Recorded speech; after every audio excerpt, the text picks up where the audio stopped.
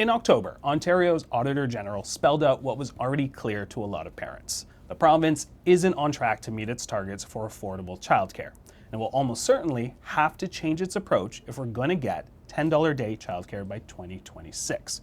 So what are the challenges here? What should Ontario be doing differently? And what effect is all of this having on families? I asked Carolyn Ferns, Public Policy Coordinator for the Ontario Coalition for Better Childcare. Carolyn, welcome to the program. How are you doing? Good, thank you. Thanks for having me. I want to start with why Ontario is behind in reaching the $10 a day target. Break it down for us. Yeah, absolutely. I can put that in perspective. So Ontario's had an agreement with the federal government, which has had a schedule for them to lower childcare fees over the last few years. You know, first we were at market rates where parents were paying $100 a day for an infant space. Then those fees got cut in half. And this past year, fees have been capped at $22 a day, an average of $19 a day, so much more affordable for families. But, you know, the schedule was that we were supposed to get down to an average of $10 a day by March. But, you know, the federal government and the provincial government have been in negotiations for a new agreement, right? Our childcare agreement with the federal government ends in March, and we didn't have a new one. So there was months of time went by where we were waiting for news that the two governments were at least talking. We started hearing that in the fall, that yes, there were negotiations underway. And then last week it was announced that Ontario has reached a one-year agreement. Was looking at a 5-year agreement. Other provinces have reached 5-year agreements. But what we have is a one-year funding extension. But the news that came in that is that Ontario is not going to meet the target of 10 a day, and instead is going to stay where we are at this cap of $22 rather than proceeding where we're supposed to proceed. And that's going to happen until we have, you know, a proper, you know, longer, stronger funding agreement with the federal government. All right, we'll pick up on the extension, but I want to take a step back. Help us understand in terms of the rest of the provinces. How does Ontario stack up?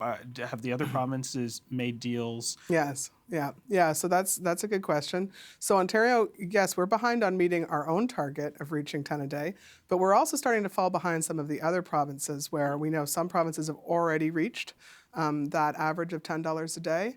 And in terms of agreements, most other provinces and territories reached agreements with the federal government back in March.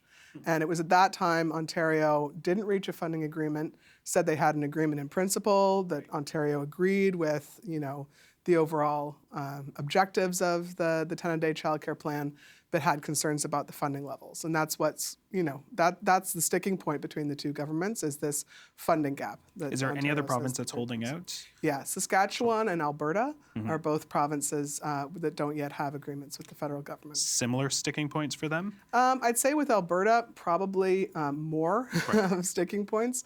I think the Alberta government probably has objections of the nature of the plan. But with Saskatchewan, we hear, yeah, they're eager to sign an agreement too now. All right, I want to talk about the costs, because you had mentioned the 22, about 19 now.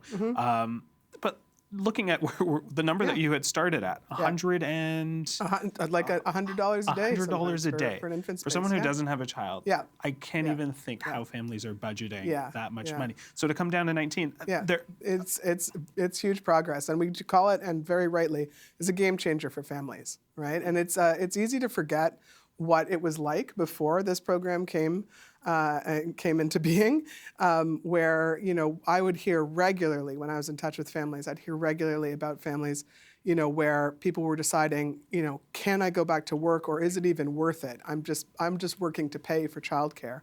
Or, you know, families who are going into debt to pay for childcare. That was regular that we heard about those things. And now, you know, it's making such a difference for families. It's a key affordability promise. Is there a risk? I know we want to see that number go down. Is there a risk that those numbers can actually go up?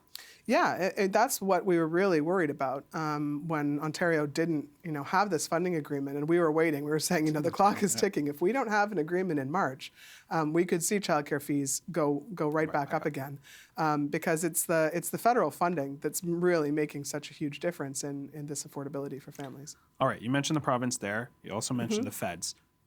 Can we kind of point the finger?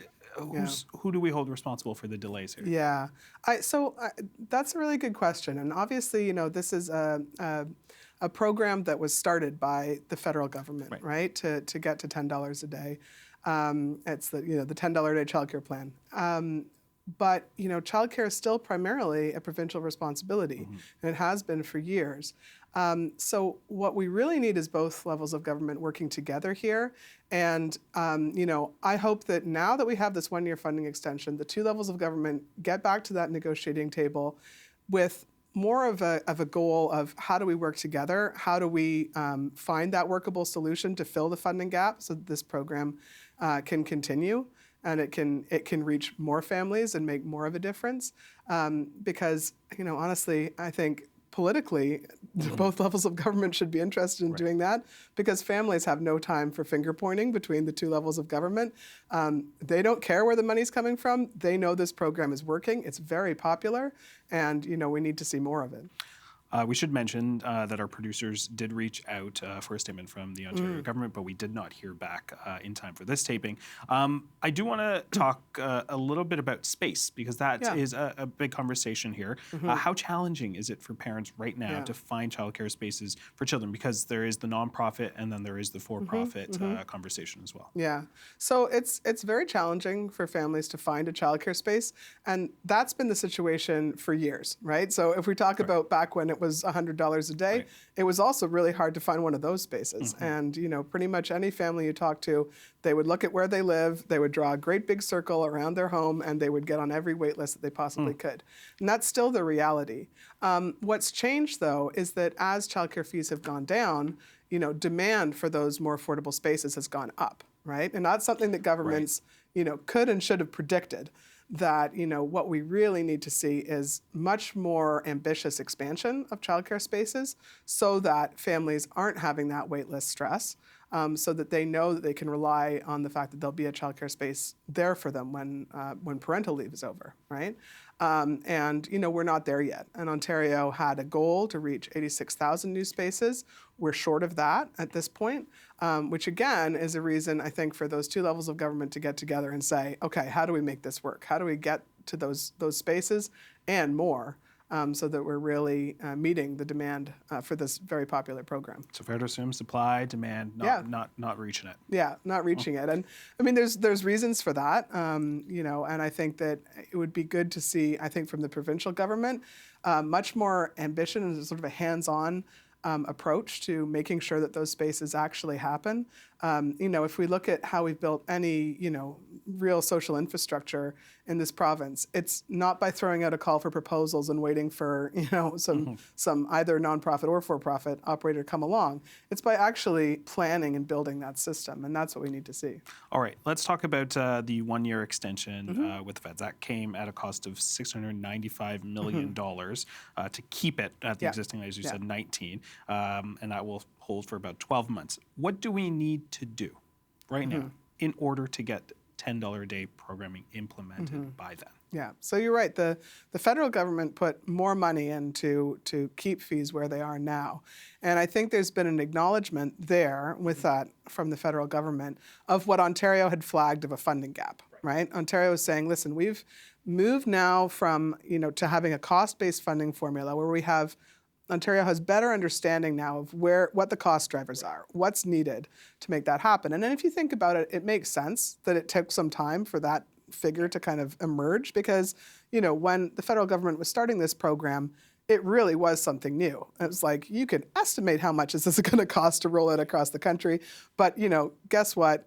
Costs are higher in Ontario for lots of reasons, right? But it's going to take more to get us to that number. So I hope that both levels of government really do take that on. What we need to see, I think, from both the federal and provincial government is an understanding that funding childcare is really an investment.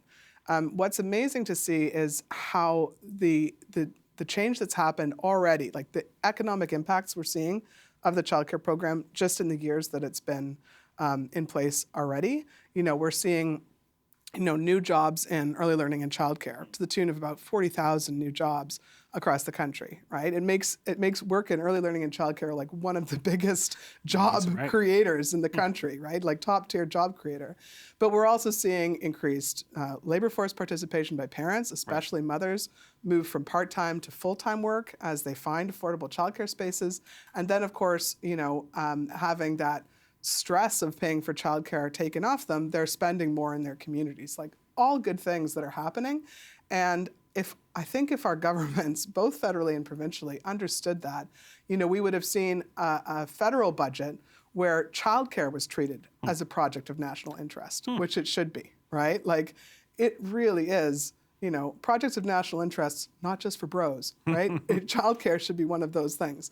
The same thing, in the spring, we'll see the provincial budget, always strong on roads and highways and bridges, that kind of infrastructure.